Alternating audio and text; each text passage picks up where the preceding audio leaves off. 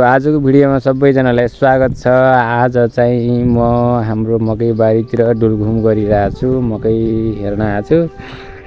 अनि त्यसपछि हाम्रो गाउँघरमा आज भोलि अब मकै गोडेर सिद्धिरहेछ। अनि अरू सबै ठिक छ, मकै पनि अब राम्रै छन्।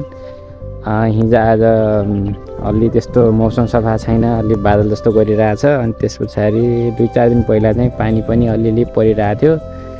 अनि आज चाहिँ मौसम कस्तो अलि गर्मी बढिरहेछ, त्यस पछाडि चाहिँ बादल जस्तो पनि लागिरहेछ। अनि कोही बेला घाम लागिरहेछ, कोही बेला बादलले ढाकिरहेछ।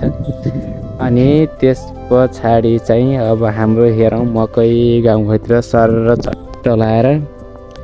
अनि यो मकै चाहिँ हाम्रो अङ्कलको हो, छिमेकी अङ्कलको हो यो। अनि त्यस पछाडि यो हाम्रो चाहिँ वन जङ्गल हरियाली टक्क आजभोलि।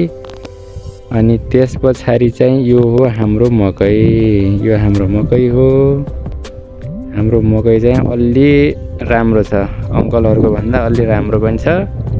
अनि बुटा पनि राम्रा छन्, अलि काला काला। अब गाई भैँसीको मल हालेको चट्ट लाएर अब गाउँघरको अब बालीबोट। त्यस पछाडि यो चाहिँ हाम्रो भैँसी हो। भैँसी चाहिँ अब अहिले चाहिँ चर्नलाई बाँध्या, तर अहिले चाहिँ अड्डिराखेको छ। त्यस पछाडि यो चाहिँ हाम्रो छरछिमेकका घरहरू हुन्। अनि त्यस पछाडि चाहिँ यो चाहिँ हाम्रो चल्ला फार्म हो। यहाँ चाहिँ दाइले कुखुरा पाल्छ, खरको छानो मजाको।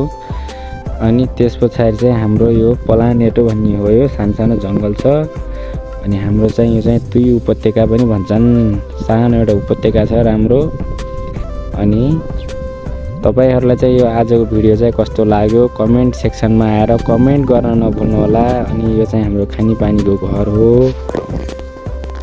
अनि अरू कस्तो छ तपाईहरुको गाउँघरतिर, अनि टक्क कमेन्ट पनि गर्न नबिर्सिनु होला। पहिला चाहिँ घाम पनि लागिरहेछ। म चाहिँ मकै हेर्न आएको थिएँ, मकै राम्रा छन्। अब यिनी मकै चाहिँ कस्ता फल्छन्, म मकै फल्यो भने चाहिँ म भिडियो बनाएर अर्को भिडियो हाल्छु है त।